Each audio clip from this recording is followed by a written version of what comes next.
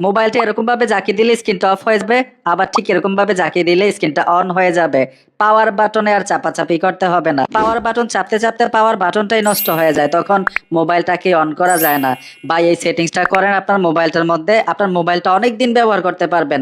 যখন power button নষ্ট হয়ে যায় সার্ভিসিং এর দোকানে নিলে 2-3 হাজার টাকা বিল করে, তারপরেও কিন্তু পাওয়ার বাটন আগের মতো হয় না।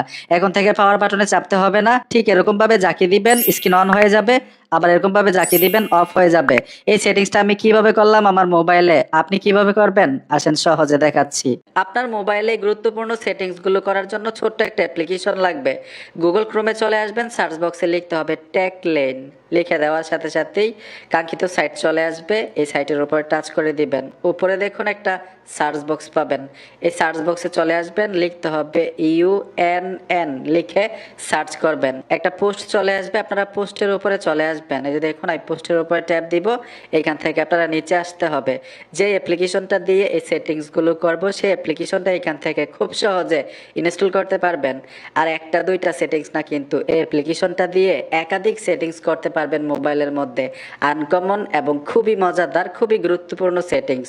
তো এখান থেকে টাচ করে অ্যাপ্লিকেশনটা ইনস্টল করে নেবেন। আমি অলরেডি অ্যাপ্লিকেশনটা ইনস্টল করে রেখেছি। এখান থেকে চলে আসবো, অ্যাপ্লিকেশনের উপরে ট্যাপ দিব। উপর থেকে আমরা অ্যাপ্লিকেশনে চলে আসবো।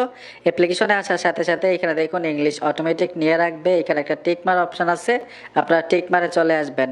টিক মারে আসার সাথে সাথে এখান থেকে স্কিপ করে দিবেন। এই যে দেখুন আমি স্কিপ করে দিব।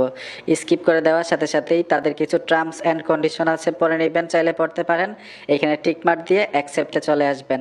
নিচে দেখুন একাধিক কাজ, একটা দুইটা না ভাই, একাধিক কাজ করতে পারবেন এই অ্যাপ্লিকেশনটা দিয়ে। সবচাইতে গুরুত্বপূর্ণ যেটা, এটা হচ্ছে প্রথম যে সেটিংসটা, এটা আমি সেটিংসটার উপর ট্যাপ দিব, অ্যাকসেপ্টে চলে আসব। এখানে দেখুন অ্যাক্টিভিটি, এই অপশনটাতে ট্যাপ দিবেন, পুনরায় আবার টাচ করবেন, পারমিশন চাইছে অ্যালাউ করে দিলাম।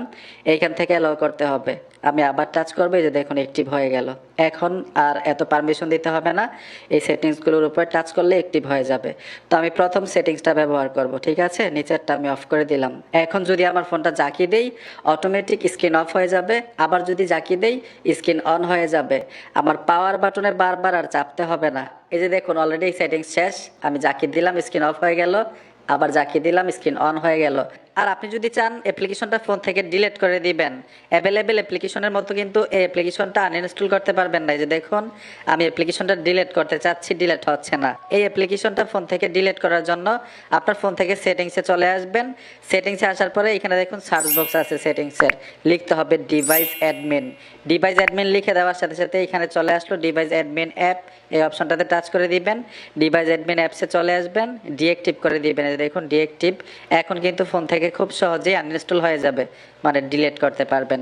মানে কিভাবে ডিলিট করবেন ফোন থেকে এটা আপনাদেরকে দেখাই দিলাম।